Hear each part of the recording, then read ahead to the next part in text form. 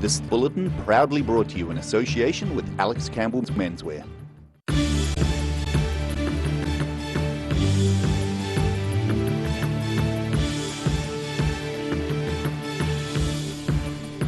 Tonight on the South Today, a woman's been seriously injured after getting an electric shock while working on Dunedin's George Street redevelopment.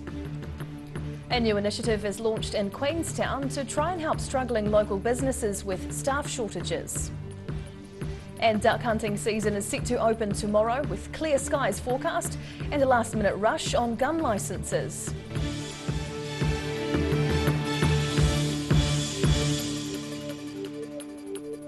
Kia ora, good evening. I'm Hannah Wilkins. Crews from Police, Fire and Emergency and St John were called to Dunedin's Central Business District first thing this morning after a serious accident on the George Street upgrade project. Nearby shop workers heard a loud bang after a contractor cut through a live cable along George Street, receiving a large electric shock.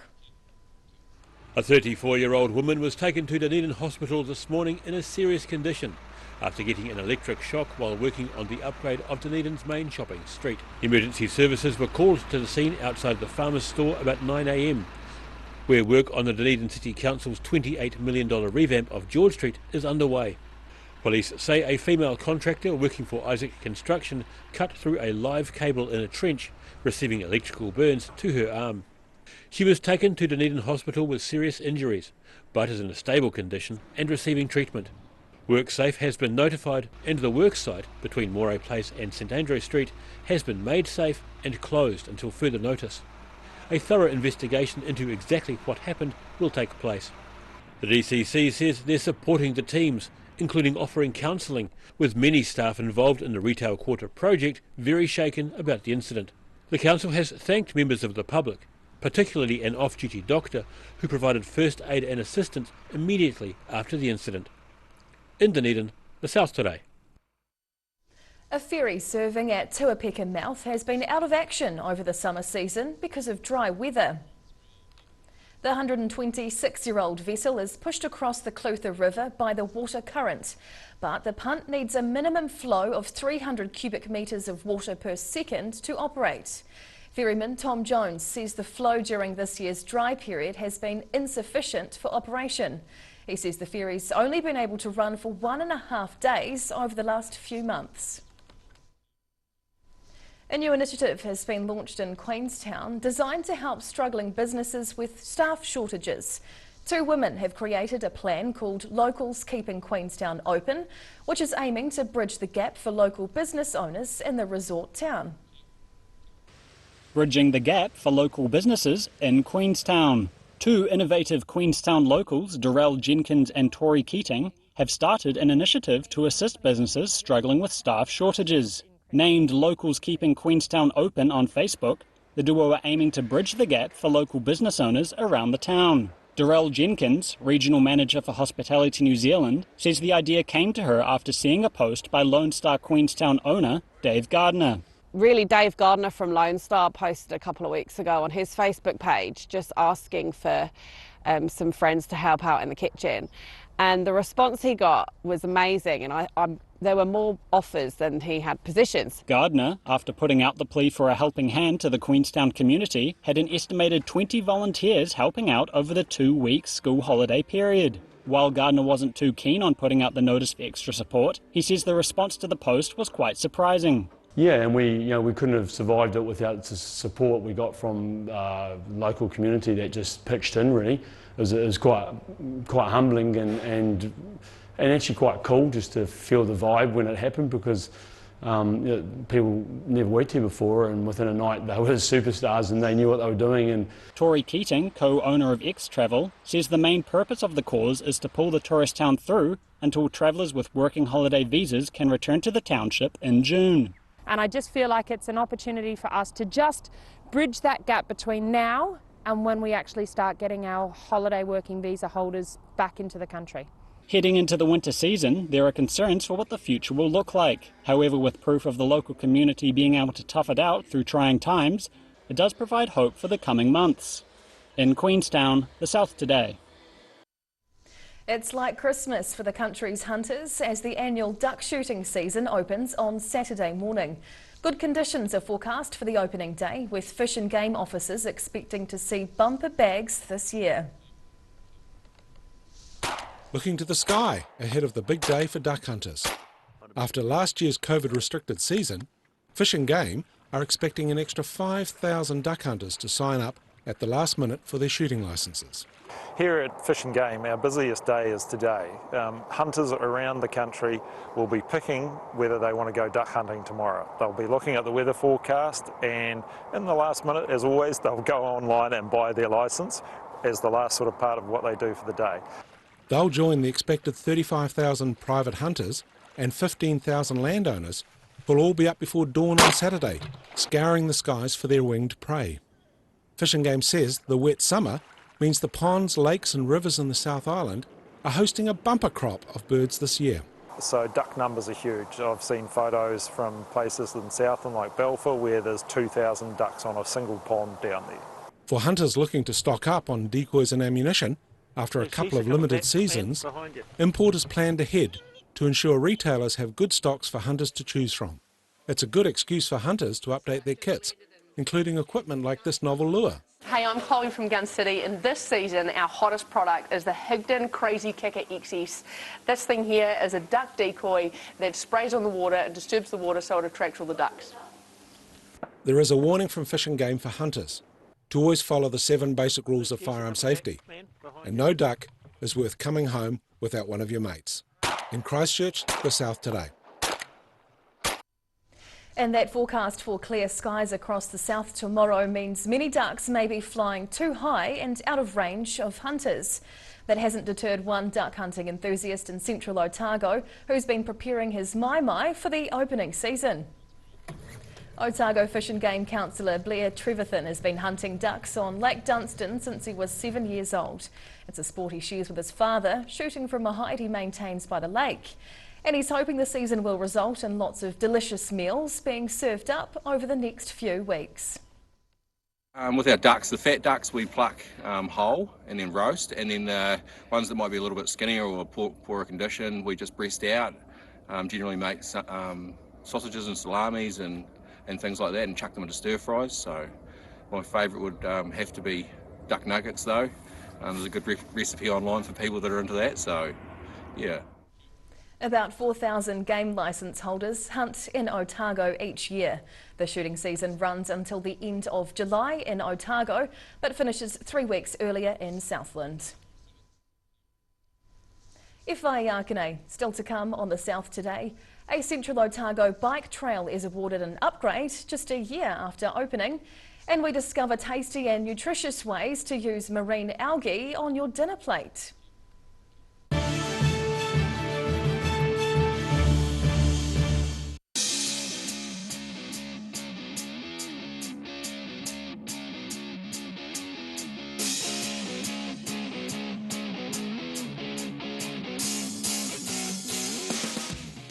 Massive Mother's Day sale. Up to 75% off, everything reduced. Treat the mum in your life this Mother's Day, or better yet, mums, treat yourselves. And my mate John.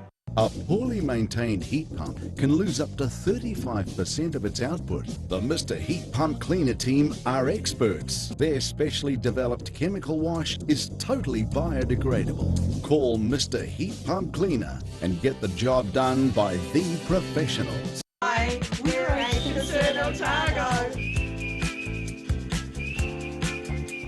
Age Concern Otago hosts a multitude of social activities, including indoor walks.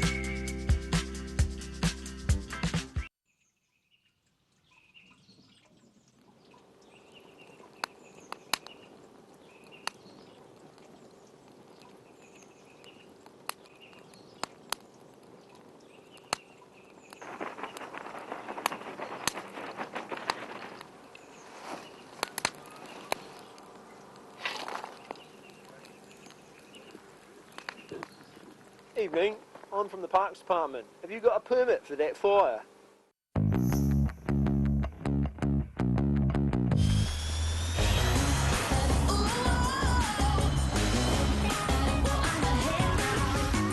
Spark your joy with jazz, the next generation from Honda.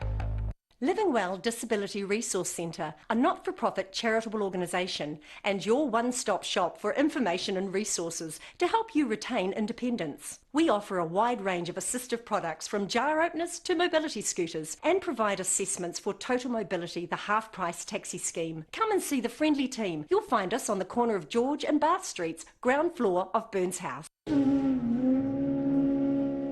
Every day the team at Gillian supports grieving families at their time of need, from answering your questions to organising a farewell that reflects the wishes of your loved one. We can help. Call Gillian's today.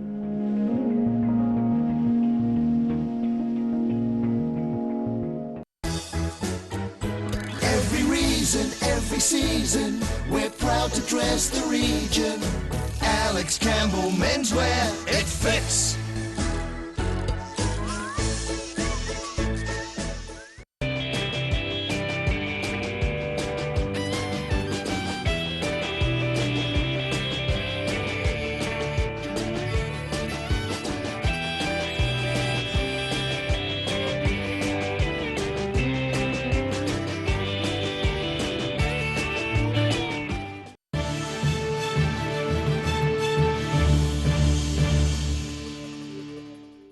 Tēnā koe, welcome back. The Lake Dunstan Trail has officially been awarded Great Ride status just a year after being opened. The upgrade was announced by Tourism Minister Stuart Nash in time for this weekend's first anniversary. The Lake Dunstan Trail is the fourth great ride in central Otago, the most of any region. It's been a hugely successful first year for the cycling route, which runs between Cromwell and Clyde and is operating close to capacity.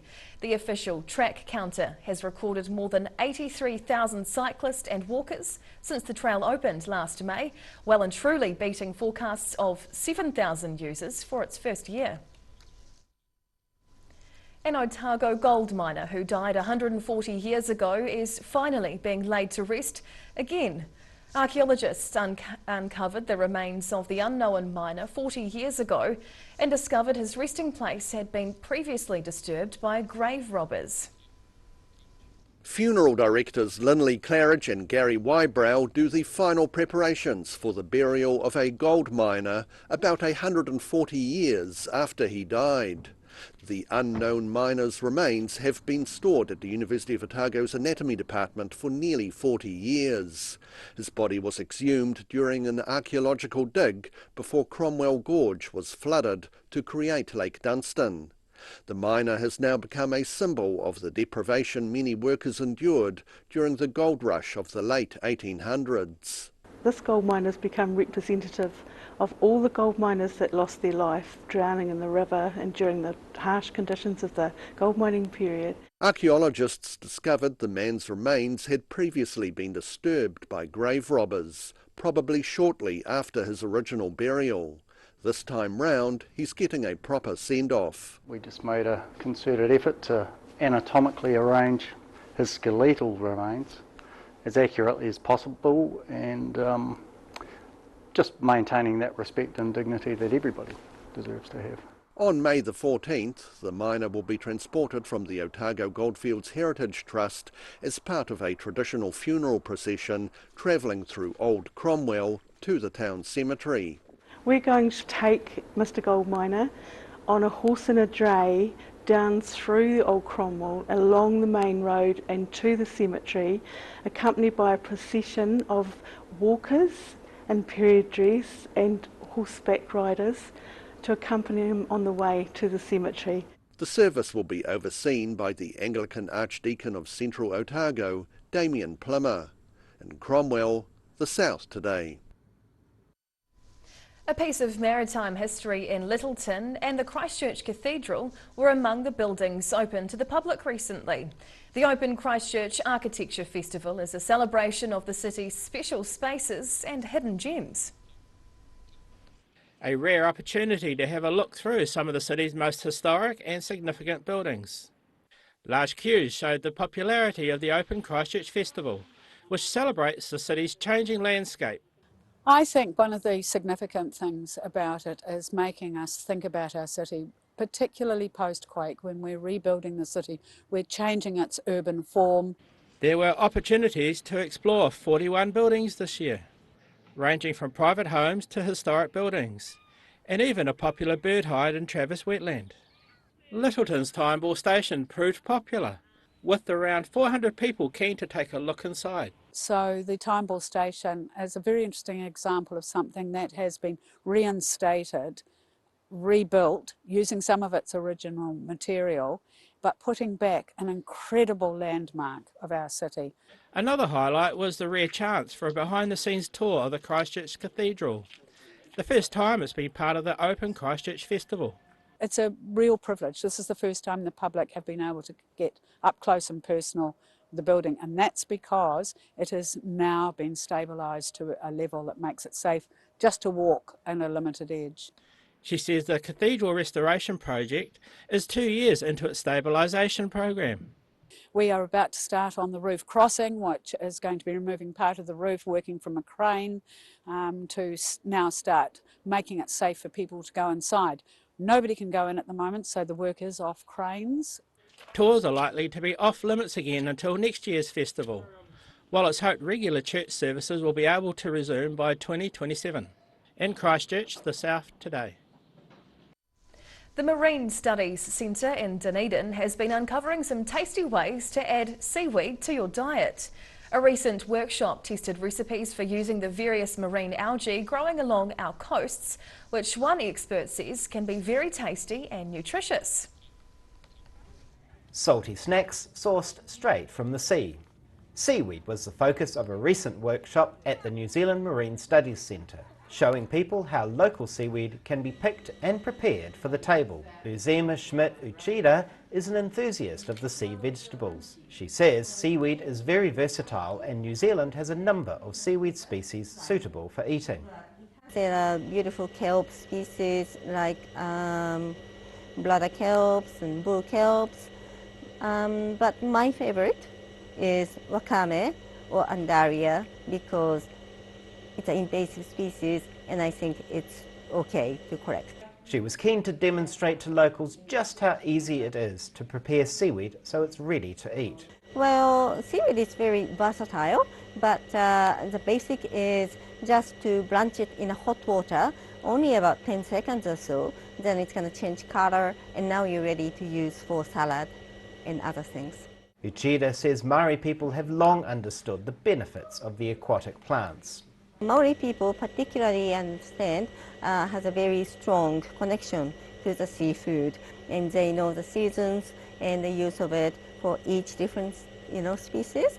And I believe karengo is one of the most important species and known to have big protein contents, so very nutritious and yummy. The workshop was part of the Wild Dunedin New Zealand Festival of Nature, with more than 100 events on offer during the week-long festival. In Dunedin, the South Today. Whai Yakane. After the break on the South Today, sheepdogs and farmers continue to be put through their paces in Earnslaw, and we'll take a look at the weekend weather.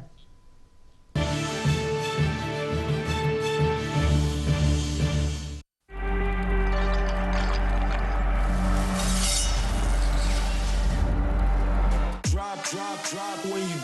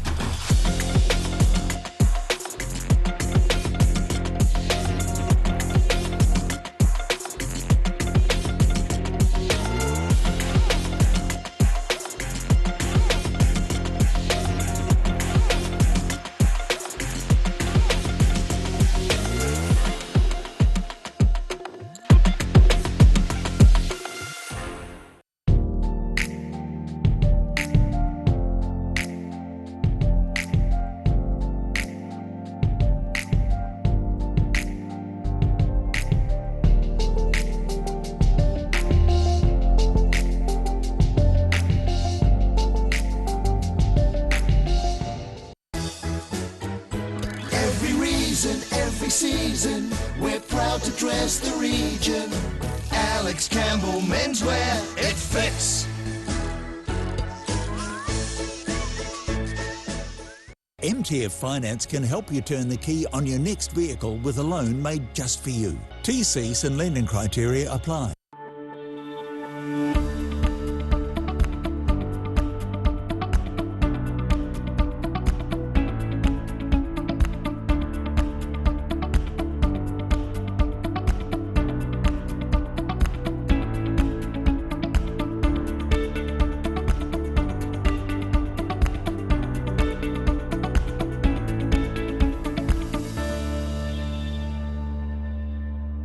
Massive Mother's Day sale, up to 75% off, everything reduced. Treat the mum in your life this Mother's Day, or better yet, mums, treat yourselves. Get down to John's or shop online. Massive Mother's Day sale, up to 75% off, everything reduced. Only at John's Furniture Warehouse, Stafford Street, and online at mymatejohn.co.nz. Where did you get that furniture from? Stafford Street and my mate John.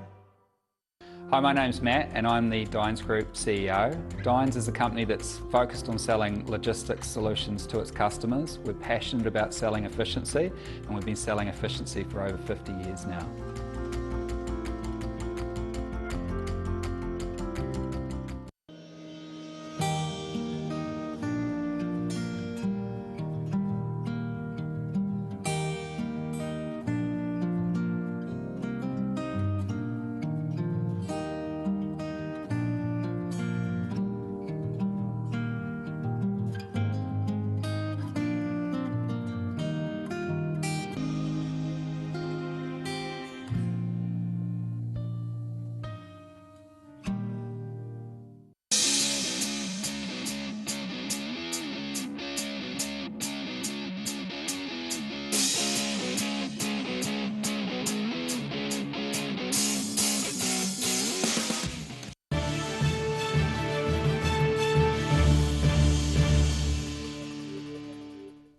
Tēnā koe, welcome back. The South Island Sheepdog Trial Championships have been in full swing this week at Earnsclaw Station near Alexandra. It's drawn competitors from across the country and local collie clubs have taken on the logistical challenge of feeding the crowds on the rural sheep station. Dogs and their owners showing how well they can guide sheep across the challenging terrain of Earnsclaw Station near Alexandra. The South Island Sheepdog Trial Championships are a major event on the rural calendar, this year drawing 180 competitors from across the country. Feeding all those people is a mission, and after seeing how the food catering was done last year in Southland, Nikki Heckler decided to help out. We based our meals on 150 people each day, but we haven't actually had a lot of leftovers either, so the ones that we're getting are very hungry. Each day starts at 6 a.m, creating a breakfast of bacon, sausages, eggs and mushrooms, and that's followed with a fully cooked lunch. The number of meals required increased even more in the middle of the week, with extra visitors arriving to watch the trials. It was our sponsors' day, so it was massive. We did over 200 lunches on the Wednesday, and it was a really cool way of us, as a collie club, actually thanking our sponsors for helping us out. Heckler's catering team has been assisted by volunteers from nearby dog clubs such as Clyde, Alexandra, Kakanui and Ranfurly. And Heckler says other local community organisations have also been very supportive. The local Lions have been absolutely amazing. They've allowed us to use their big catering truck, which has got 2 ovens in it, their big barbecue with heaps of cooking plates, and anything we wanted, pots, pans, bain marie, pie warmer, like everything they've had. And we basically got to walk in and they were like, yep, sweet, let's help you out. The week-long South Island dog trials wrapped up this afternoon. Near Alexandra, the South Today. And now recapping tonight's top stories on the South Today.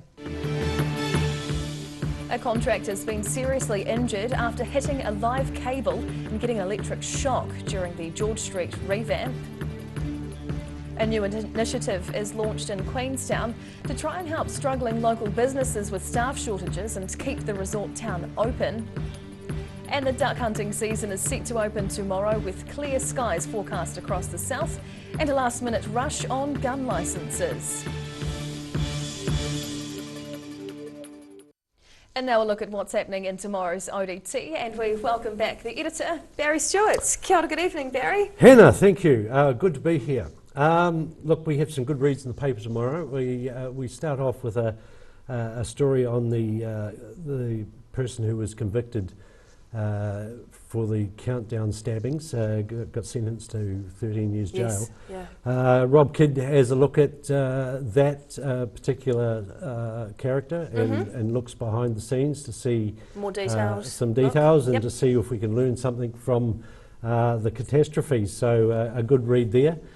We also have a story about Dunedin railways. They could be restored to full service on the back of international tourists returning to the city. However, the councillors have to get on board for it to happen. So we'll see what happens there. Yes. University of Otago graduation, of course, this weekend. So a full list of all those people. A long awaited graduation ceremony.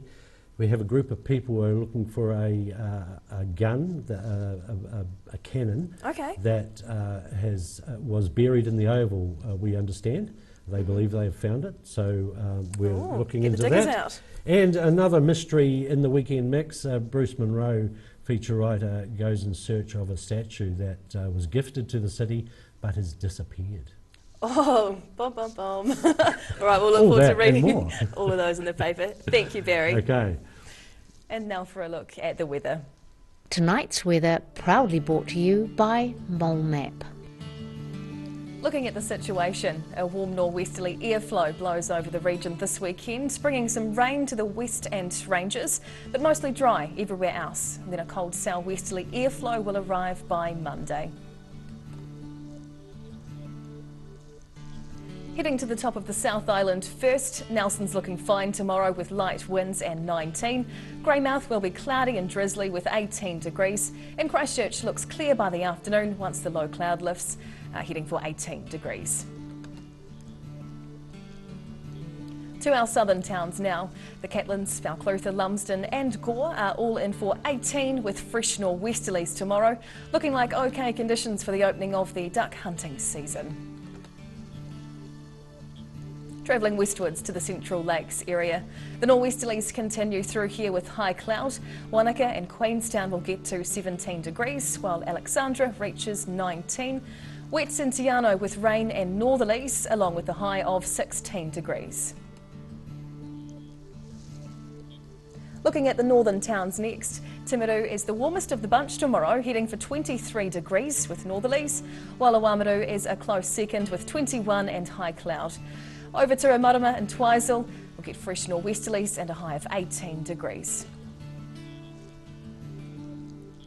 Down to Dunedin, high cloud tonight with northerlies dropping down to 12 degrees overnight, and that continues into tomorrow with a warm day and light rain developing late in the day, up to 21 and down to 14. Sunday looking mostly dry with changing winds, along with a high of 18 and a low of 12 degrees. And now to the deep south. Invercargill will be fine tonight with northerlies dropping to 11. Saturday looks good with high clouds, norwesterlies and late rain up to 18 and down to 12. Wrapping up the weekend, Sunday looks like a mixed bag. Cloudy with showers on and off and breezy norwesterlies, warming up to 17 with a low of 12 degrees. And that's the news this Friday. For the latest news and videos from the southern region, head online to odt.co.nz, and you can follow Channel 39 on YouTube to catch our news bulletins on demand. Have a lovely and safe weekend. Nō reira, kia pai te pō, ka kite anō.